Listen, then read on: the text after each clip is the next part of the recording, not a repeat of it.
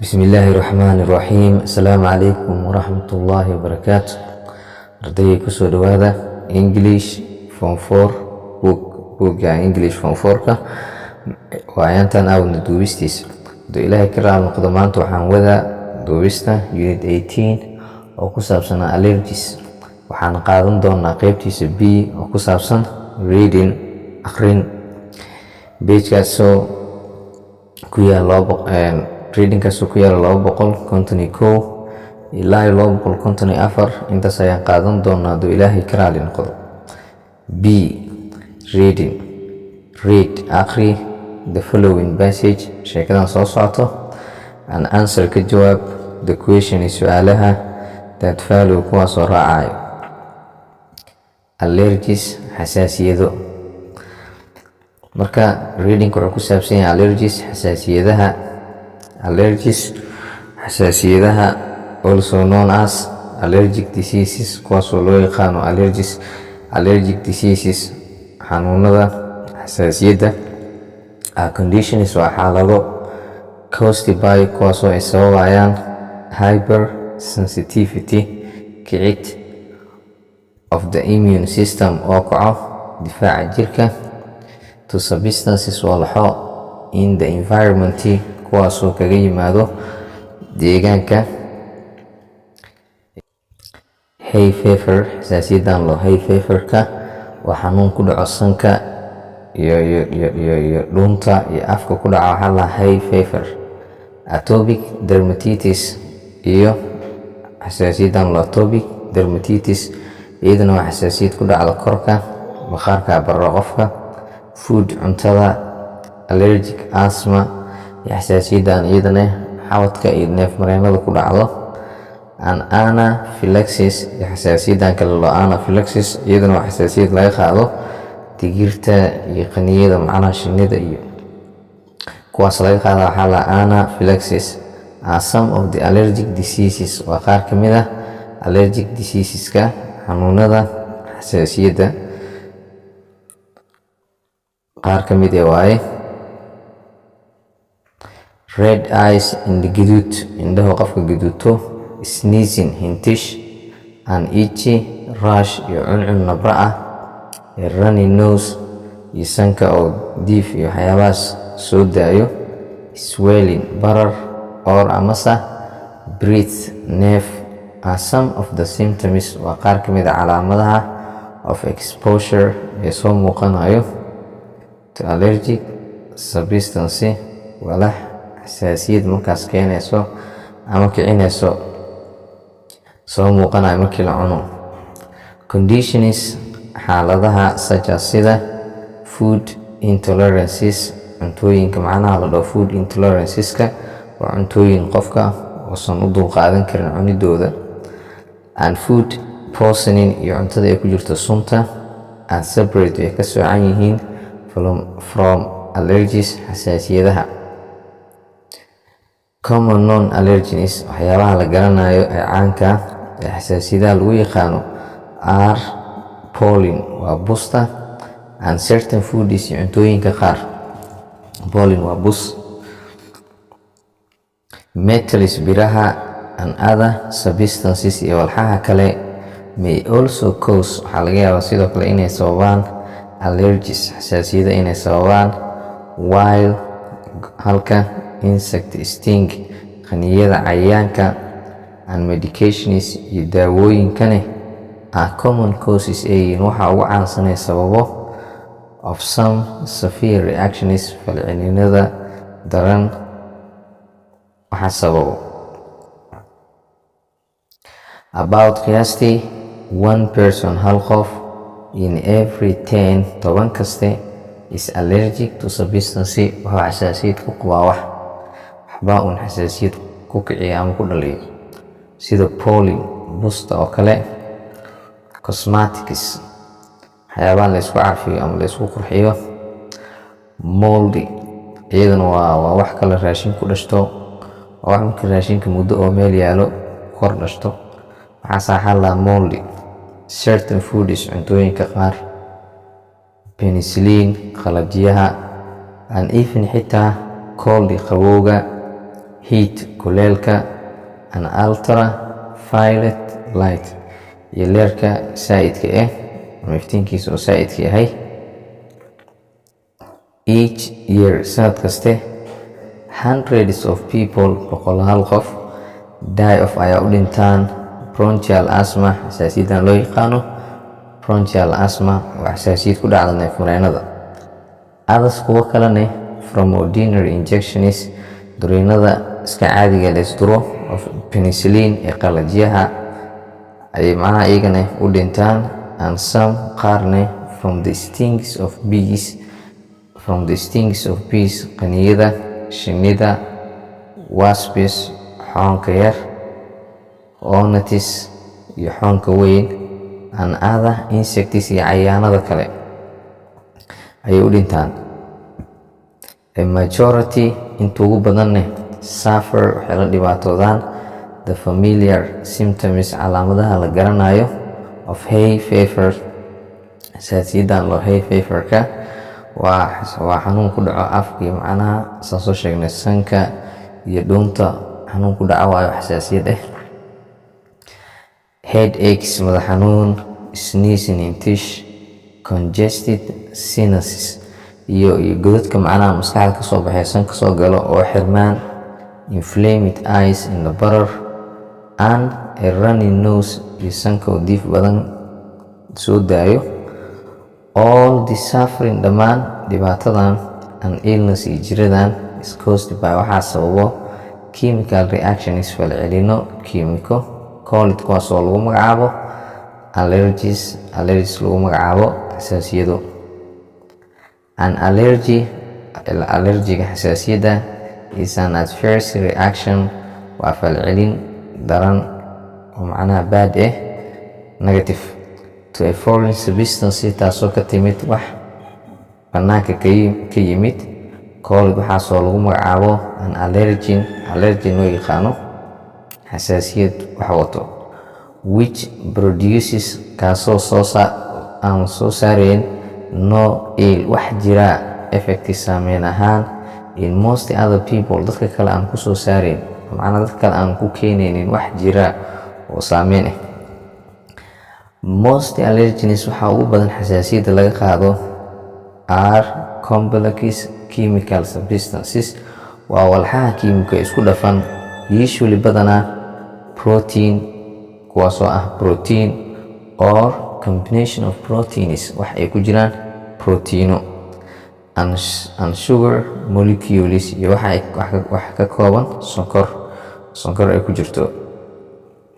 Allergenska normally sida caadiyanka ah consist of waxay ka kooban yihiin many thousands of atoms atamyo badanoo kumanaan ah that often weigh kuwaasoo badanaa culeyskooda yahay at least ugu yaraan 10,000 times 10 jeer oo kun macnaha as much as a hydrogen atom u badan macnaha sidii hydrogen atomka badnaashaha hydrogen atomka. The molecular weight culeyska molecularka unitkaas macnaha culeyskiisa therefore sidaa daraadeed is said to be waxaa la dhahaa 100 or more waa 100 ama wax ka badan unitkiisa macnaha halbeega. For a sufferer of pollen allergy midka la dhibaatoonayo xasaasiyadan pollenka busta such as sida hay fever xasaasiyadan loo hay feverka midda sanka iyo ku dhacda macnaha afka iyo a grain of pollen xoogaa yaroo bus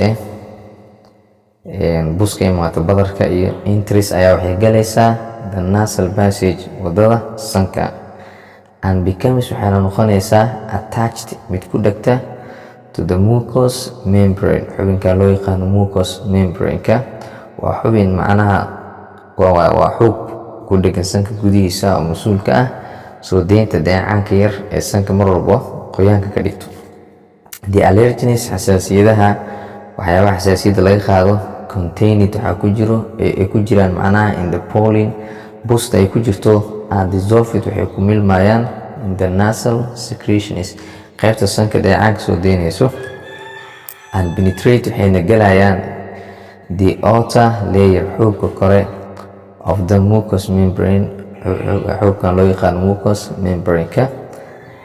The major allergy producer waxa ugu weyn ee soo saara xasaasiyadda in ragweed dhirtaan loo ragweedka dhexdeeda has been named waxaa lagu magacaabay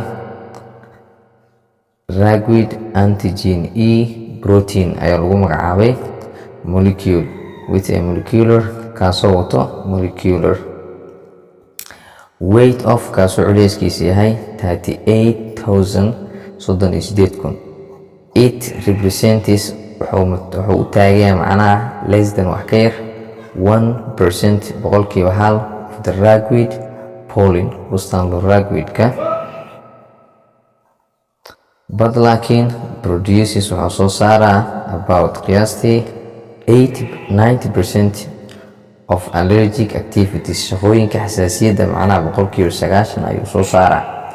The allergenka waxa xasaasiyadda dhaliyo is so destructive waa mid baabi'iye ah that an injection cirbad of trillion of a grain taasoo yaa macnaha halbeegeeda trillion uu yahay is enough to cause way ku filantaa sababidda an allergic reaction falcelin xasaasiyadeed in a person qof gudihiis macnaha ku samayso. Scientists do not yet know weli ma garanayaan why sababta the ragweed allergens xasaasiyadahan laga qaado ragweedka dhirtaan loo ragweedka waa dhir u eg fiyooraha is so usually proteins ee badanaa u tahay mid borotiino badan or amase combinations of proteins wax ay ku jiraan isku dhaf borotiino reactive falcelin ahaan. Each of us mid kastoo anaga naga mid ah has wuxuu leeyahay a number of molecules tiro molecule ah called kuwaasoo lagu magacaabo antibodies lagu magacaabo. Antibodieska waa dheecaan oo soo deeya macnaha jirka called-kaasoo lagu magacaabo antibodies waa difaac macnaha jirka wax uu soo deeya dheecaan ahaan in our blood cells nudayaasheena dhiigga oo kusoo deeyo celleska macnaha dhiigga kusoo daayo which react with kuwaasoo la falgalayo and protect us nagala difaacayo anaga from harmful bacteriyada waxyeelada badan and viruses iyo fayrasyada. These antibodies dheecaanadan are large proteins waa kuwo borotiino badan which our bodies kuwaasoo jirkeena produce oo soo saaro in extremely minute quantities oo kusoo saara macnaha cadad minadyo ah in badan macnaha kooltaasoo lagu magacaabo IgE loo yaqaano. IgE stands for waxay u taagan tahay immunoglobulin ay u taagan tahay. It is formed in the nose waxay ku samaysmataa sanka gudihiisa and bronchial tubes iyo tubooyinka macnaha neefmareenada and attaches itself nafsad ahaanteedana waxay ku dhegtaa to specific cells qaas ah in these regions areadan taasoo lagu magacaabo mast cells loo yaqaano. Cellka waxay kaga dhigtaa qaybta mast cellska. An allergic person qofka qaba xasaasiyadda has at least wuxuu leeyahay 100 times 100 jeer as many IgE antibodies in badan oo ah IgE antibodies as a non-allergic one midka aanan qabin macnaha xasaasiyadda markii lala barbar dhigo midka aanan qabin. waxaa loola jeedaa midka qaba xasaasiyadda ayaa wuxuu leeyahay 100 times wax ka badan antibodieska dheecaanadan jirka oo soo deeya oo kula dagaalamo macnaha bakteeriyada iyo fayrasyada iyo oo kula dagaalamo. The ragweed allergen xasaasiyadahan laga qaado ragweedka dhirtaan loo ragweedka reacts chemically si kiimika ah waxay ula falgalaysaa with the IgE antibodies dheecaanada loo yaqaan IgE antibodieska to form si ay u sameeyaan antigen antibody complexes isku dhafyo macnaha antigen antibody la dhaho isku dhafyo macnaha waa dheecaanada lagula dagaalamo xasaasiyadaha which remain attached kuwaasoo baaqi ku ahaanayaan kusii dhegidda to the mast cellska ungaan loo mast cells waa qayb ka mid ah cellka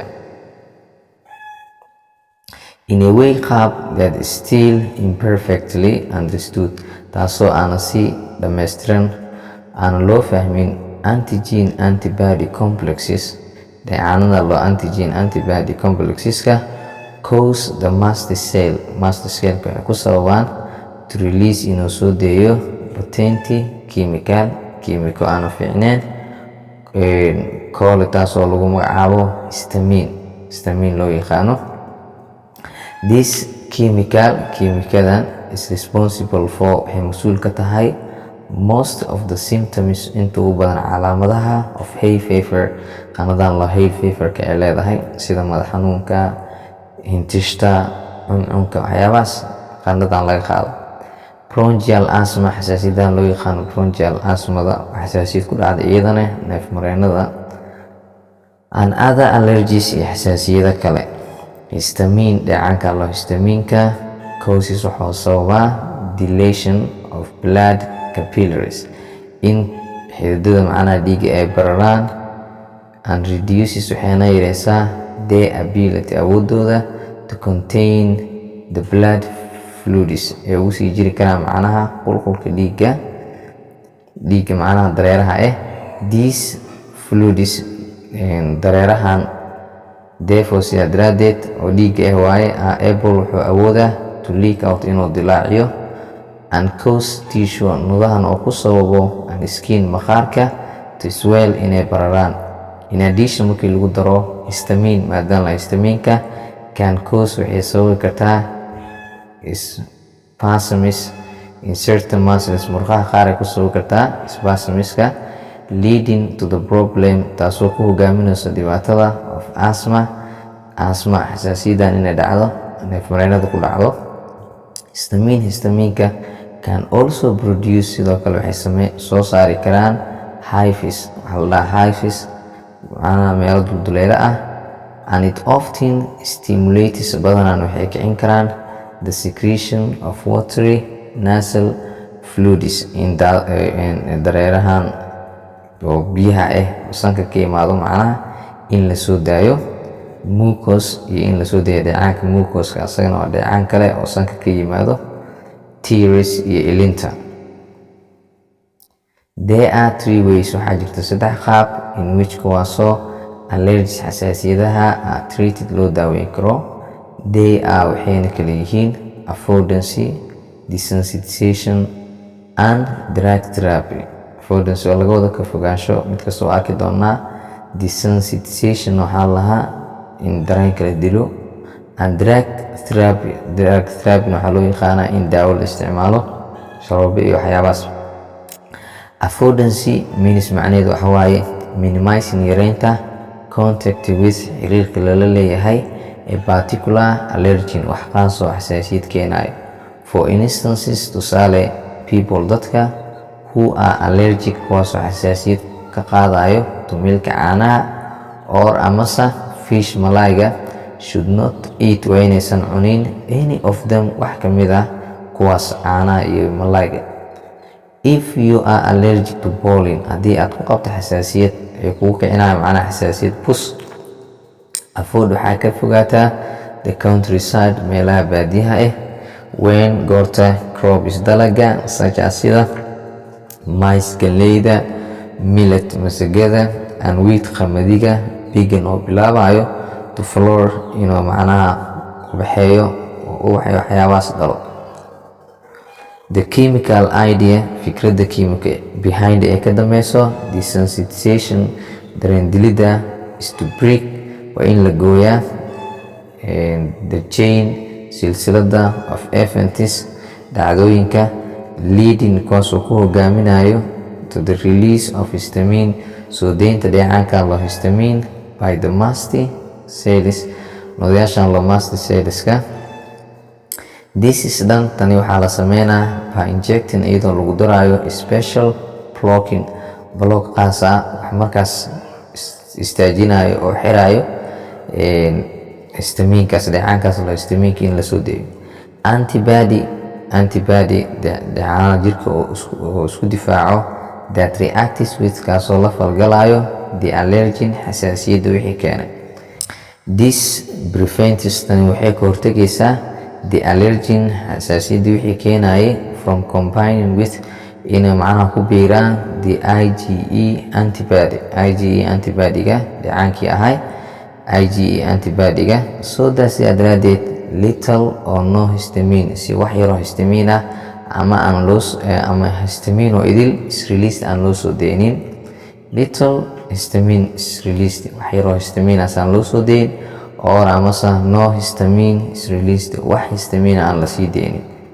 The treatment daaweynta comprises waxaa ku jiro many small injections duriimo badan cirbado macnaha badan oo la isku diro spread over kuwaasoo ku dul faafayo mast cellska unugyadan loo mast cellska in order to build up si u dhismaan high level of the blocking antibody high level heer sare oo ah of the blocking antibody dheecaankan macnaha lagu joojinayo antibody-ga dheecaankan jirka oo iskaga difaaco bacteria iyo virus. Despite the cost inkastoo qiimaha and inconvenience of such treatment iyo faa'iido la-aanta sidaas iyada oo jirto the cure daaweynta macnaha is rarely complete weli waa midaan dhammaystirnayn drugs daawooyinka such as sida epinephrine adrenaline and steroids are effective waa kuwo saameyn ku leh in treating daaweynta bronchial asthma xasaasiyadan loo bronchial asthma wax xasaasiyad ku dhacdo neef mareenada. More than wax ka badan 50 antihistamines dheecaanadan laho 50 antihistamineska daawooyinkan loo antihistamineska waa daawooyin macnaha looga hortago dheecaanada histamiinka compete with waxay la tartamayaan histamines dheecaanada loo histamiinka by acquiring iyagoo qabsanayo ama degayo the so called receptor sites waxaa loo yaqaan macnaha receptor siteska on cells kuwaasoo ku dul yaalo cellska that are normally kuwaasoo sida caadiinka ah sought out by histamines kuwaasoo raadiyo dheecaankan loo histamiinka. A drug disodium chromogilicate daawadan loo yaqaano actis waxay u dhaqmaysaa ee u falgalaysaa in a different way qaab ka duwan by preventing iyadoo ka hortagayso the release of histamine soo deynta dheecaankan loo histamiinka from the mast cellska inuu soo daayo.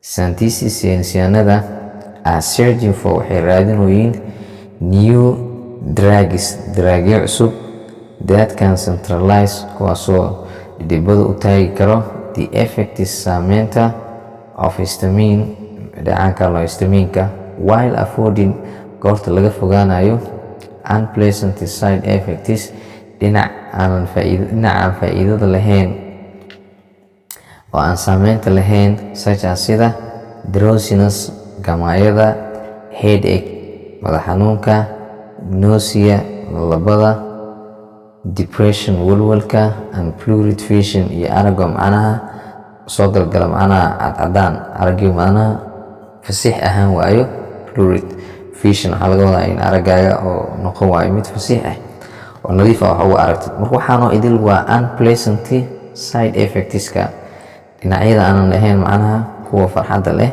in qofkii daawo markii la siiyey ay ku dhacdo gamaayo ama madaxa xanuuno ama nausea lalabo ama depression oo dareem walwal ama blurred vision ama aragii oo si kale ka noqdo wax si fiican uga jeedi waayo waxaasoo idil waxaa loo yaqaanaa unpleasant side effectska loo yaqaanaa.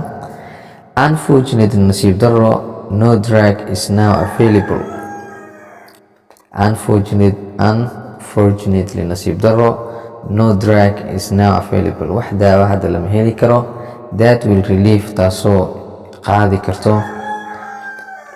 qaadi doonto an allergy xasaasiyad, while completely avoiding goorta si dhammaystiran looga fogaanayo all unpleasant side effects, dhammaan dhinacyada unpleasant side effectska ah.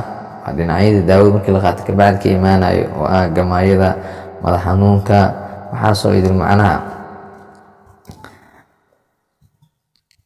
marka waxaan soo gaarnay end of the lesson dhammaadka cashirka. prepared by teacher Xasan Kaaf. waxaa idiin diyaariyay macalin Xasan Kaaf ayaa idiin diyaariyay. thanks for watching this lesson. waana ku mahadsantihiin daawashada cashirkan. intaa ku kulmeen cashirka xigo. waa macalin xasan oo idin leh asalaamu calaykum waraxmatullaahi wabarakaatu.